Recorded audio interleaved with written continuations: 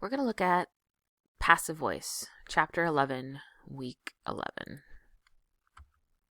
So, what are active and passive voice? Active and passive voice refers to whether the subject or the object in a sentence performs the action of the verb. In the active voice sentence, the subject performs or does the action of the verb. In this example, the woman drives the car. Drives is the verb. Who or what is driving? The woman. Is the woman doing the driving? Yes, she's performing the action of the verb. Therefore, the woman is the subject, and it is active voice. If we switch the sentence around and I say, the car is driven by the woman, is driven is the verb or verb phrase. Who or what is driven? The car. Is the car doing the driving? No. The woman is doing the driving, and the woman is the object of the sentence, or the direct object of the sentence, and car is the subject. Therefore, this is a passive voice statement, because the car is not actively driving. The woman, in the first sentence, blue sentence, is actively driving. So in passive voice, the object performs the action of the verb. So you can look at this on page 217, a little bit of what happens with the active and passive voice. So active and passive voice, passive voice always uses to be, uses the verb to be, and is often then using the past participle.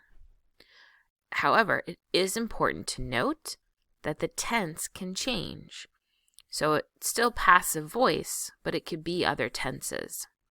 So actively, Sam paints the house. If I flip the sentence to make it passive, the house is painted by Sam. So here you can see that here's our to be, is, and our past participle, painted. Sam is painting the house, so present progressive or present conditional. Same thing can happen in the passive voice. The house is being painted by Sam.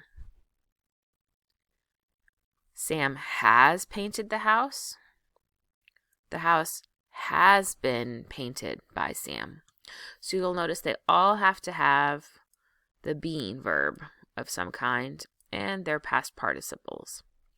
Everything else is just changing the tense.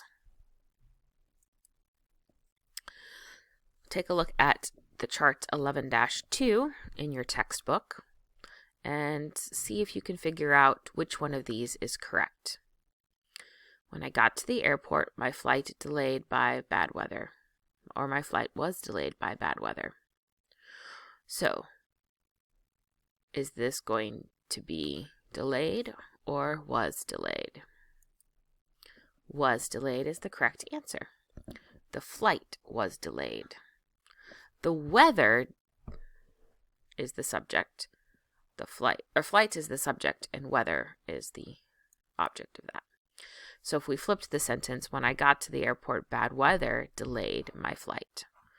So weather was doing the delaying.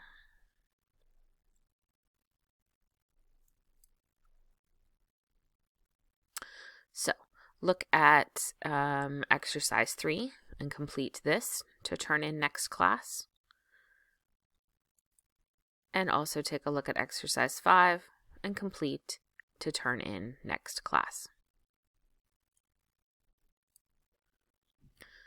So, using the passive voice, right? We already know that the active voice, the speaker knows who's doing or performing the action. So, composing is our verb. Who or what composed? Beethoven composed this symphony. It's usually used when we don't necessarily know. So we're not always sure who actually did the thing, who performed the action, and then we could use passive voice.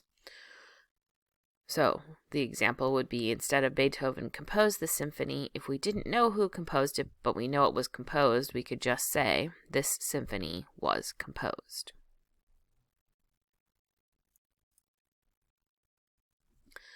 in active and passive, try and see if you figured these out correctly. You will be directed to the front desk. You will show your ID.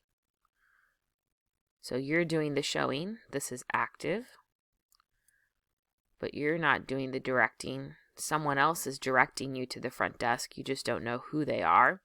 So passive voice was used.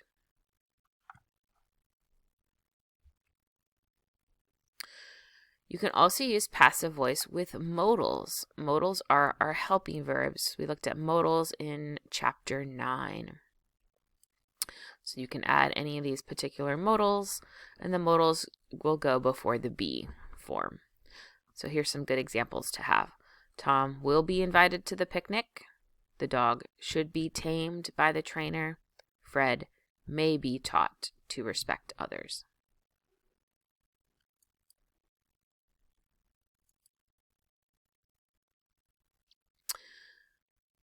Now, there is the non-progressive passive. Once again, you need to look at your textbook.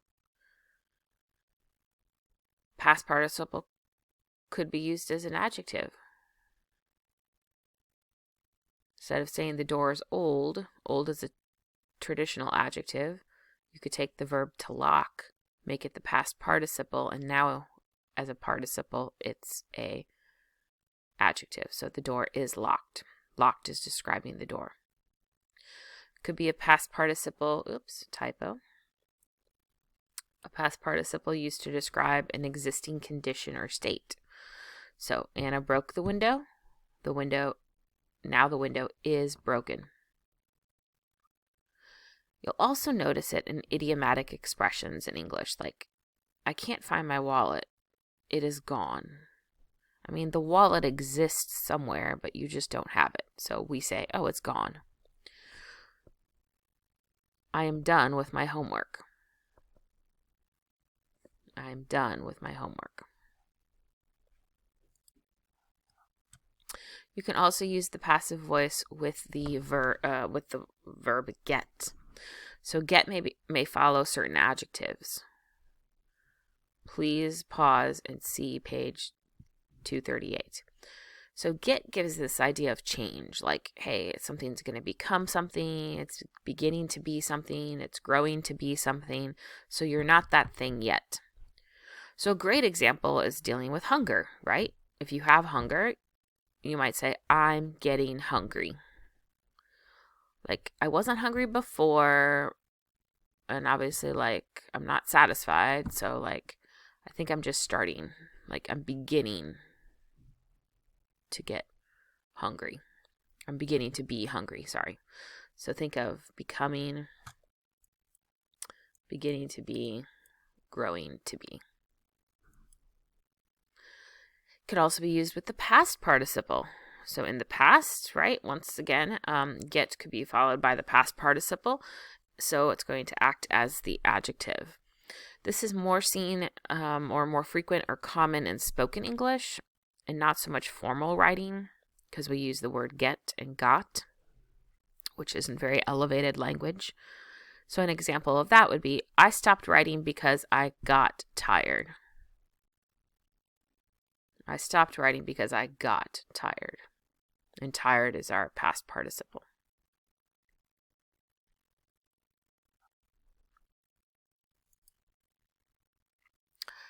Okay, so try these exercises in your packet to turn in. All right, look at page 241. The past participle can serve as the adjective with an active meaning, where the noun performs the action. So, horror movies are frightening to me. Frightening is an adjective. The past participle could also serve as an adjective with a passive meaning. So here it is as an adjective, like, I am frightened by the horror movies. So watch out, because, right, we've looked at INGs with gerunds. And here they are used in an example. So horror movies are frightening to me. I am frightened by horror movies.